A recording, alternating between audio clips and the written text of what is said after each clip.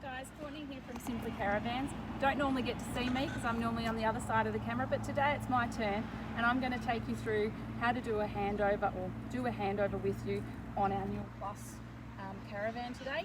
This video will also suit you if you've got a Newell, so Newell Plus, come and have a look.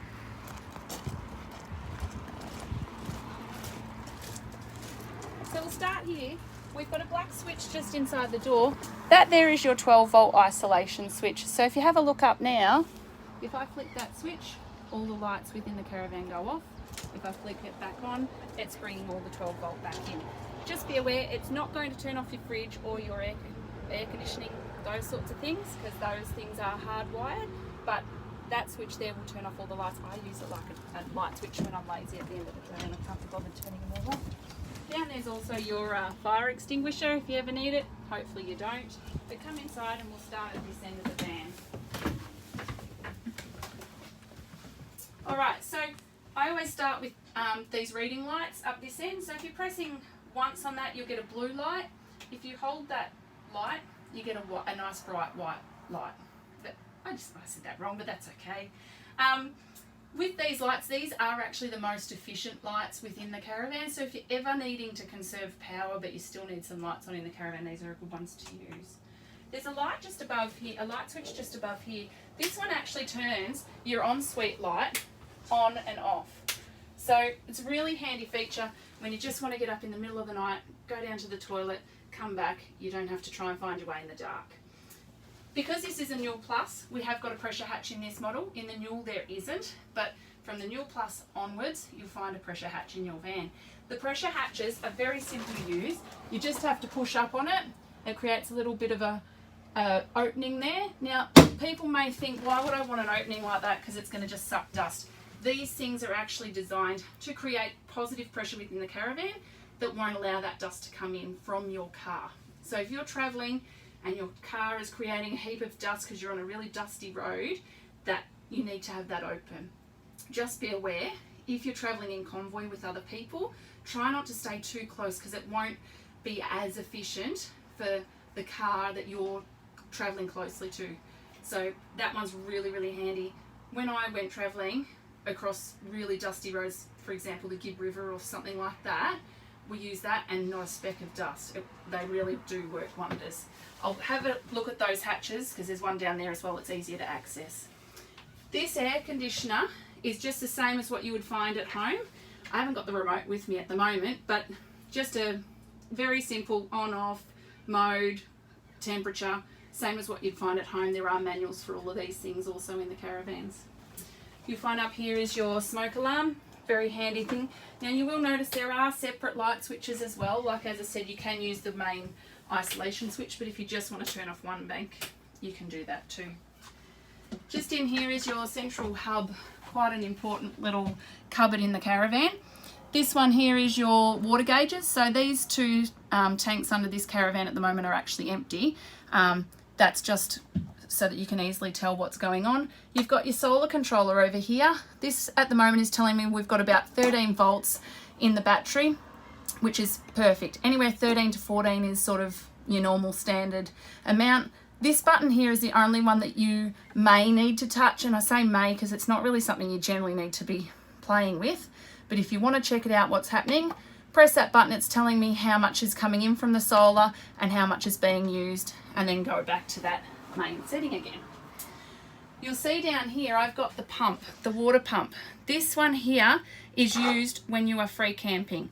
If you're in a caravan park and you've got the hose connected into the side of the caravan, you do not need that pump turned on.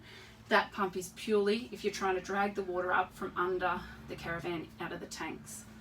Beside that switch is the stove switch. This one here is so that you can utilize the electric component of your stove cooktop. I will come back to that stove in a minute once I've just finished in this cupboard. You've then got your hot water switches. These two hot water switches, one is for gas, one is for electric. Again, just make sure you have water coming to your taps in some form, whether it be from under the caravan via the pump or whether it be through the tap if you're in a caravan park. It's really important that you've got water coming to it before you light the gas hot water, or you turn it over to electric. Obviously you're only going to use the electric if you've got a 240 power supply. In this cupboard you've also got your stereo. Very simple, the power button is at the top left on this model. Your partner's got a perfect. It's very loud, so we'll just turn it down. Now some people would like to play their stereo outside as well as inside, or just outside or just inside. There's lots of varying options on this. To change that, you are pressing on the button. So if I press to the point where I get balance, that is telling me left and right, so front and rear in this case in a caravan. If I press the fader button and it's on R at the moment, if I go to F, that is putting the volume to the outside speakers only. So the fader and the balance is how you can choose where you want your music to be playing through. That also works as a DVD, so I'll just press this button at the top right here. That drops down the face of the stereo. That is where you put your DVD. And when I show you, I'm going to do a separate video just for the TV. So when you watch that TV one, I'll explain it further then, but that's how you use that component of the stereo. We've also got our range hood here. You can press that button just for the light. You've then got 3 different fan speeds, and you can turn it all off quite simply. Okay, we're going to go to the stove now and the oven. Now, one important feature with this is this little gold switch here. This switch here, when this has pressed down on it, so if I click it down like this now, that is now isolated. The gas cannot come to that unit because that switch has been depressed. So when I need to use this, whether I use it for the oven or the grill or the gas cooker, I need to have this lid open. The gas hob of this stove is very similar to what you would find at home. So it's simply press and turn on the knob, and then you've got a little igniter button here. Now, so that's how that works. Once you've let it cool down a little bit, give it a few minutes, let it cool down, then you can close that lid and you're ready to use your bench again.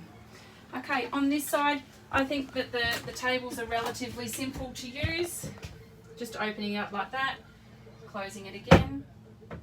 You've got your USB here, which is simply just flick it like that, plug in your USB socket, close it back over when you've finished. Now, I don't think I've explained these windows, have I? Better do that. So let's do, pardon? Oh, sorry. I'll come back to the windows in just a second actually, because I've forgotten the footrests. So if I go like this, pulling up on the footrest, it's now in position. Please note it is only a footrest. It's not a seat for your grandchild or any other person. It's just a footrest.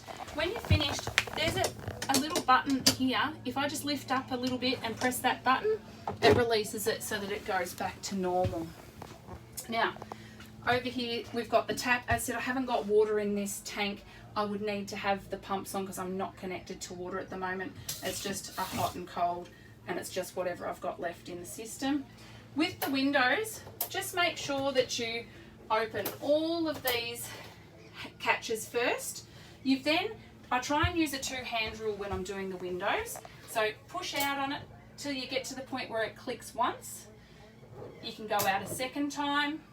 And then when you're finished, you just push it a little bit further and bring it all the way back in. Now, it's really important that when you're finished, that you do close all of these catches properly. Make sure you make it a habit to check your windows. If you get a little bit of air in and one of those catches isn't shut properly, you're likely to lose your window, and that could be quite an expensive prospect. With these window blinds, you've also got 2 catches, so again, try and use 2 hands. Down is for the fly screen, up is for your nighttime blind, and then you just simply release it like that when you've finished. Up under here we've also got these touch lights, so it's just there, it says touch, just gently need to touch it and on and off, and that's done. Okay, so this hatch that I did promise I'd come back to, on this end of the hatches there's a little button that you press. So you press the button and that releases it. You then use, you've got a wide open setting. You can come down And if I actually just unlock that part there, I can lock it into position. Can you see how I've just done that? And you'll notice there's another channel there, so I can do it again if I choose to. And I've just got to get my hands to all work at the same time. It's a bit tricky today. And then once I'm finished, I can just bring it back and click it shut. This does also have a screen for the mozzies and the flies, and it has a screen for the night time. It is normal to have a little bit of a gap there. It's just part of all the gas compliance and things within a caravan. Okay, I'm going to show you now the Dometic. This one's a 3-way fridge. So with these ones, if you press and hold that button, that is how you turn it on and off. So press and hold, turns it on and off. If I just press it once, I can then change through the settings. So at the moment, I might choose that I want to change the thermostat control, and it's just as simple as press and dial. If I want to change which setting is how I am using it, whether it be 240, battery or gas, this is where I come to. Generally, I suggest to people, just leave it on auto because it's automatically going to choose for you. 240 is the first option, gas is the second option, battery is the third option. And it's really handy because as soon as I unplug the 240 and I haven't got gas but I'm plugged into the car, it's going to go, oh, beauty, I'll use the batteries instead. So that's a really good setting. There's plenty of other settings with that, guys. Just have a look through your manuals for that one. You've got, in some models, you'll have a slide-out pantry. Just make sure you give it a nice little firm push before you travel and before you close the cupboard again. Okay, down in the bathroom, these hatches above, you have one above the toilet and one in the shower.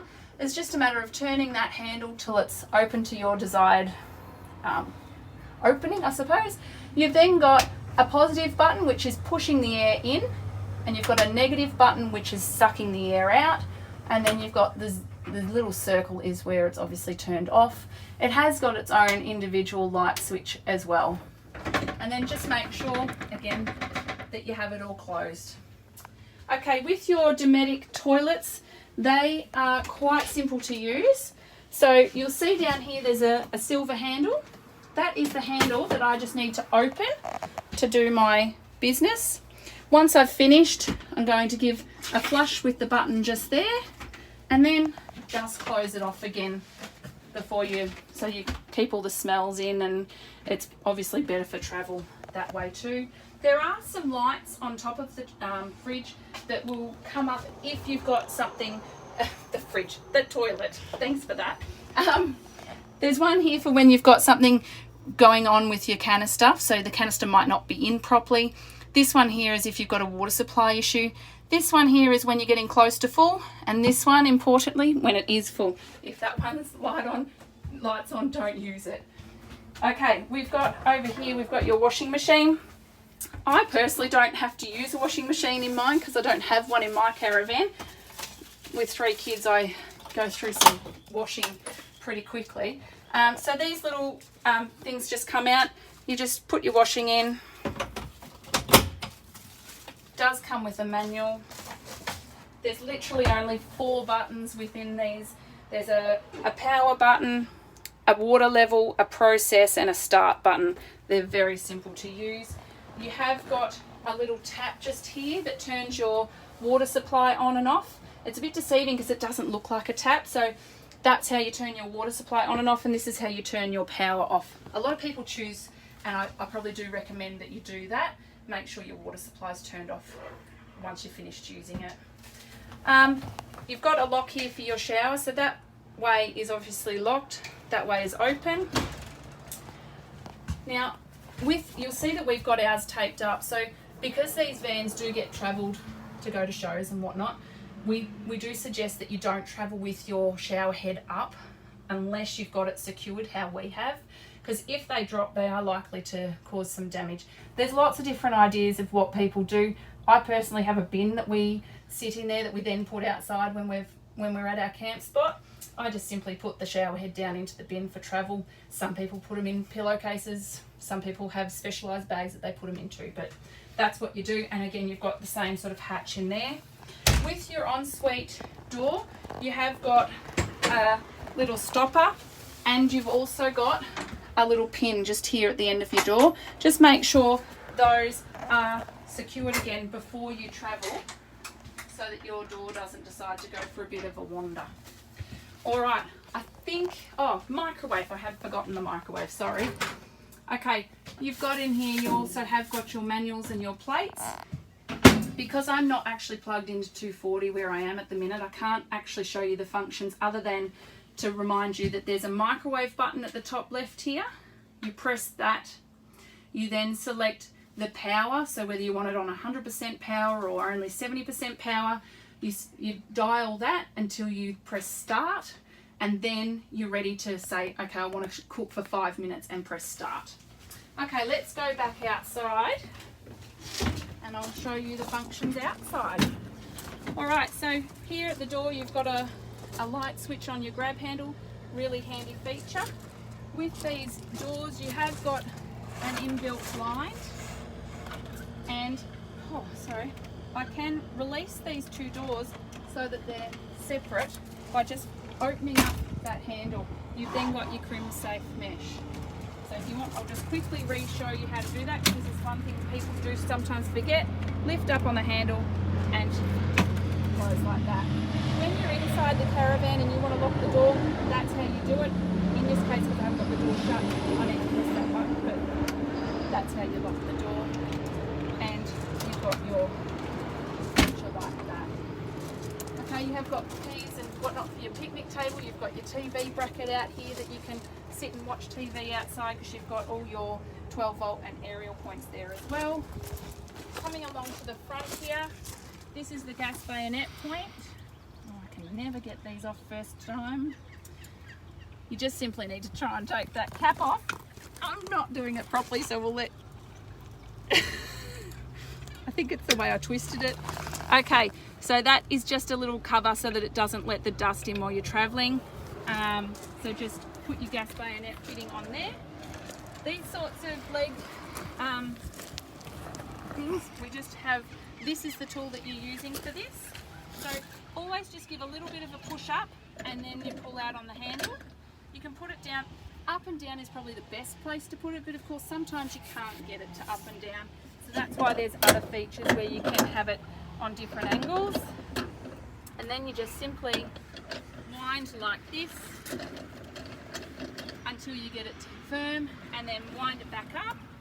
And when you travel, I always just advise you to travel with it backwards, so that if it drops while you're traveling, it can just drop and bang rather than digging in. Your hatch doors, simply lift up on those, turn and open, and then make sure you close them back down again. You've got your water outlet, so if you want to have a bit of a wash off with your feet, you can do it there. Okay, gas bottles. You've got your green dial switch at the top here. So at the moment, I'd be using my gas from this bottle. Once I finish using that one, I switch it to that side.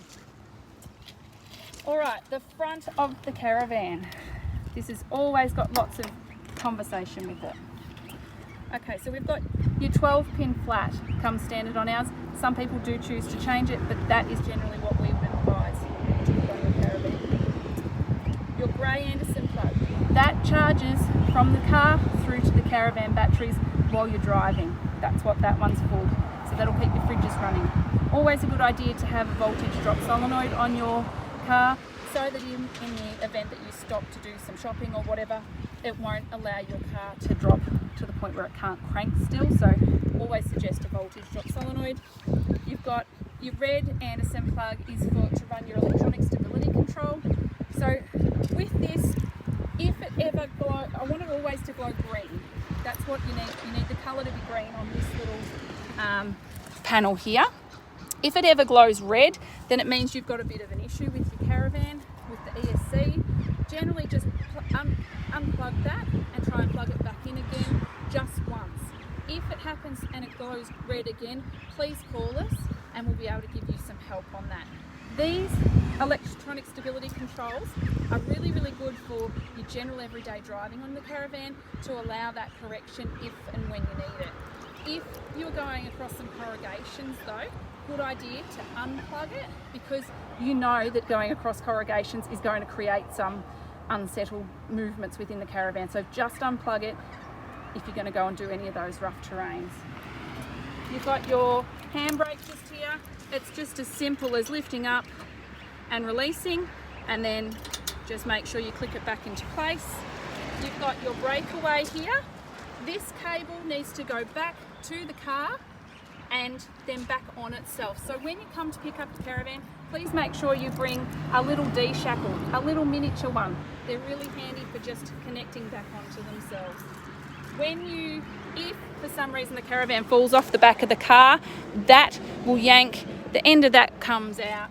It applies the brake so that the caravan can't go careering off into other people.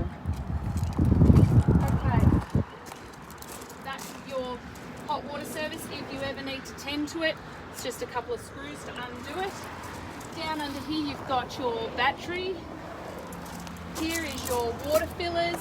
Please note, these sometimes can be a bit of a slow process, so just be patient with it, because if you go and try and put full force water into this, it's going to just come back bubbling out at you. So just do it slow and steady into the race. Here is your jacking point. So if you ever need to do anything with your wheels, please jack off this point. There's one on the other side as well.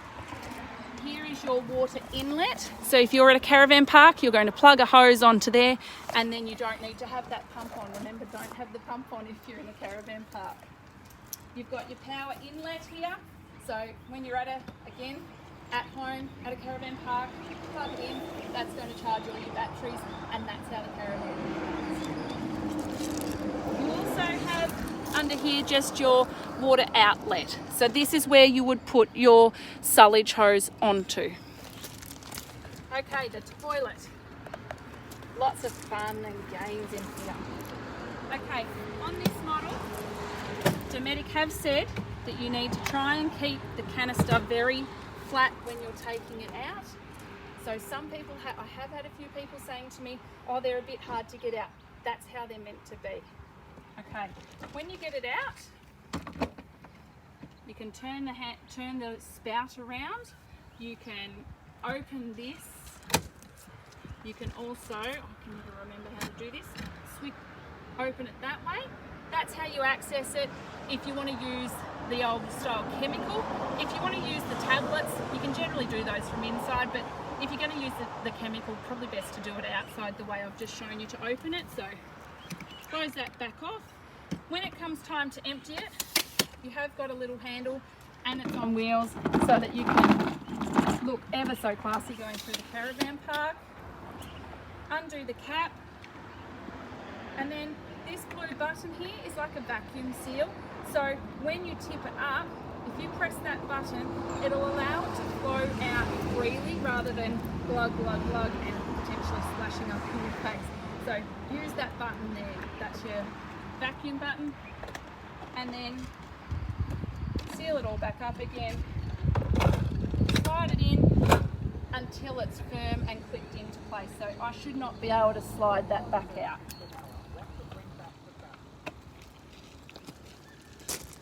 Okay, on these ones, you have got a reverse camera on these, and all of our models have a reverse camera. They work really, really well. They are also, they have an audio setting on them. So the person that's in the car, when they've got that vision going, whoever's at the back of the car can be talking to them as loudly as I am right now, and they'll hear them nice and clear in the car. So really, please don't say anything nasty about the person in the car, because they will hear you. Okay. Generator box. Sorry, I'm just trying to figure out what I've forgotten. Generator. Oh, the generator. I forgot it. In here is your generator storage box. It is a nice lined one so that it's not going to damage anything, and that's where you can put your generator. Sorry, I forgot that one. You have got your spare wheel on the back here, and then I always leave this one till last, the awning. A lot of people have trouble with remembering how to do the awning. So first step first is open your little grey thing, so it's just a matter of sliding it across. You've got a little black handle catch thing here that you just need to release. Don't unscrew it completely because you'll lose the back of it and it's hard to get back again. I've got to do the same at this end. So open the grey thing, just crack that little black knob. Then I need my trusty little tool. So this is my awning tool. With this hook end, I'm going to just pull down on that switch there. That releases the barrel. Then I'm going to use this end, and I've got to find it, there it is. That's going to help me grab this awning and pull it out. And roll it out to where I want it to be. In this case, I've got restrictions on where the caravan is beside me, so I'll just do it here now. I then slide this arm all the way up until it goes past this point, and you'll hear it click. I'm going to do the same on the other end. Once I've done that, I'm then going to use this handle here and this handle, and me lifting it at the same time, click it into position where I want it to be clicked at to. Once I've got both sides of that done, I'm happy with it. I might want to have one leg a little bit lower than the other so that you're allowing for the water to flow off freely. Once you've done that, I just give a bit of a pull down on this arm and lock this into place at the same time. Once you've done that, you're set up. Some people use guy ropes and things just to pull down the pressure on. Some people have curved roof rafters, and there's plenty of things that you can add on, but that's how we use it. To release it all back to how it was, we're just going to undo that again. Then I'm going to, so we're just doing it all in reverse. Go back down like that. Now this is the part, I'm just going to grab this so that I don't lose it. I have to flick this, oh sorry, I forgot that one, thank you. Flick that button there, that's going to release that arm back down. Had a bit of a moment then, didn't I? And then I'm going to just pull down some pressure onto this awning before I flick this button back to the roll up position.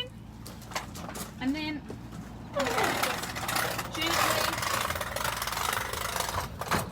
pop it back up there. Once I'm finished, close that back off, tighten that back up, and you're ready for travel. Thanks a lot, guys. Make sure you have a look at my other handover models. As I said, I will do one separately for the TV and a few other individual items, but thanks for watching.